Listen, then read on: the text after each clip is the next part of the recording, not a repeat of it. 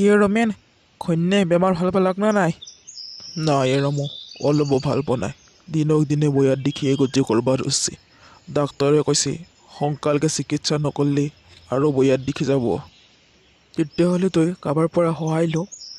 চেঠ ধনীৰ নামত তাকে চা, সেয়া টকা পইচা বহুত, কিজানি সহায় কৰে।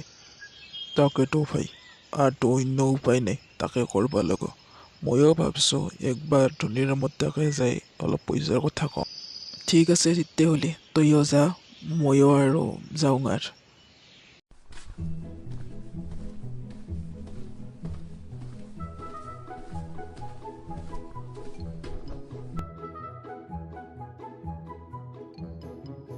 মহাজন, মোক অকণমান পইচাৰ প্ৰয়োজন আছিল। মোৰ পত্নীৰ বহুত অসুখ। ডক্তৰে কৈছে অতি সোনকালে যদি মই চিকিৎসা নকৰোঁ তেতিয়াহ'লে মোৰ পত্নী আৰু জীয়াই নাথাকিব। শুন ৰমেন, তোৰ নিচিনা দিখোৱা মানুহৰ এটাই সমস্যা, কিবা এটা হ'লিয়ে দাউৰি আমাৰ নিচিনা মানুহ তাকেলৈকে নাহা। কিন্তু শুন, মই কোনো দানবীৰ নহয়, যি যাই বিচাৰিব তাকে মই দান কৰিম। নিজৰ সমস্যা নিজে সমাধান কৰ। আপুনিতো জানেই মোৰ চাহৰ দোকান আছে। মোৰ চাহৰ দোকানৰ পৰা যি 2 টকা ইনকাম কৰোঁ, সেই 2 টকা ইনকামেৰে মোৰ পত্নীৰ চিকিৎসাৰ সম্ভৱ নহয়। মই আপোনাক ঘূৰাই দি মোক সহায় কৰক। তই চাহ বিক্ৰী কৰি মোক ধাৰ মাৰবি হৈছে দে আৰ, নালাগে মোক তোৰ পইচা। মোক তোক দিবৰ কাৰণে 1 টকাও নাই, বুজিছ?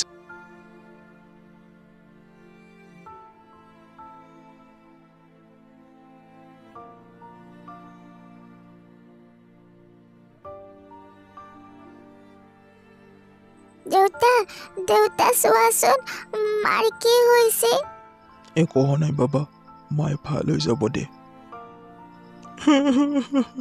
সীমা, তই কিয় গুচি গেলি সীমা? তই নহকে আমি কিনকে যাই থাকিম সীমা, তই ঘূৰি আহ সীমা। তই নাথাকিলি বাবাৰ কি হ'ব, মোৰ কি হ'ব, তই একবাৰ নাভাবলি সীমা, তই ঘূৰি আহ। তই নাকান্দিবি ৰমেশ, ইয়াত আমি একো কৰিব নোৱাৰো। এই সকলোবোৰ বিধিৰ বিধান, তই নাকান্দিবি, ধৈৰ্য ৰাখ। নহয় ৰামু, এই চব বিধিৰ বিধান নহয়, এই চব মহাজনে যদি আজি মোক অলপ টকা পইচা দি সহায় কৰিলা হয়, আজি সীমা আমাৰ মাজত থাকলা হয়। নাকান্দিবি ৰমেন, তই যদি ইনকে ভাঙি পৰা তেতিয়াহ'লে মুন্নাৰ কি হ'ব? এগলাখান ভাবি চিন্তি আৰু কি হ'ব আৰু, হয়তো হৈয়ে গৈছে, এতিয়াতো আমি আকৌ কৰিব নোৱাৰোঁ। বহুত দেৰিও হ'ল, এতিয়া তাইক নিব লাগে।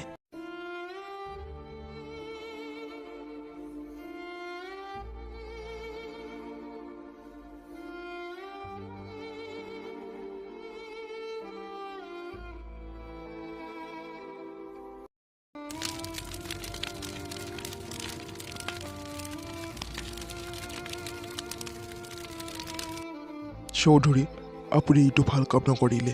আপুনি যদি আজি তাক সহায় কৰিলেহেঁতেন তেতিয়াহ'লে আজি তাৰ পত্নী যাই থাকিলে হ'ল। হয়, আপুনি একেবাৰে ভাল নকৰিলে।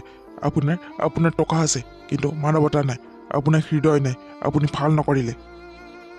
জমিদাৰ চৌধুৰী প্ৰথমবাৰৰ বাবে নিজৰ ভুল উপলব্ধি কৰিছিল, কিন্তু এতিয়ালৈকে বহুত দেৰি হৈ গৈছে।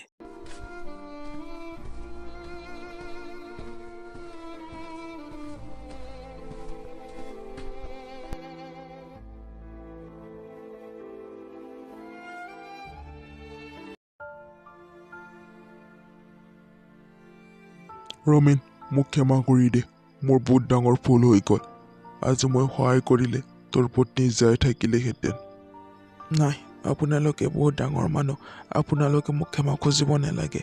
যেতিয়া প্ৰয়োজন আছিল তেতিয়া সহায় নকৰিলে, এতিয়া আপোনাৰ ক্ষমাৰ মোক কোনো প্ৰয়োজন নাই। ৰমেনৰ কথাত চৌধুৰীয়ে একো উত্তৰ দিব নোৱাৰিলে। চৌধুৰী নিজৰ ঘৰলৈ পুনৰ উভতি আহিল। আনফালে ৰমেন নিজৰ ল'ৰাটোৰ সৈতে নতুনকৈ জীৱনটো আৰম্ভ কৰিবলৈ চেষ্টা কৰিছে, কিন্তু সীমাৰ অভাৱ সিহঁতৰ সদায় থাকে। চৌধুৰীয়ে বুজি পালে যে মানৱতাই হৈছে মানুহৰ প্ৰকৃত মানৱ ধৰ্ম।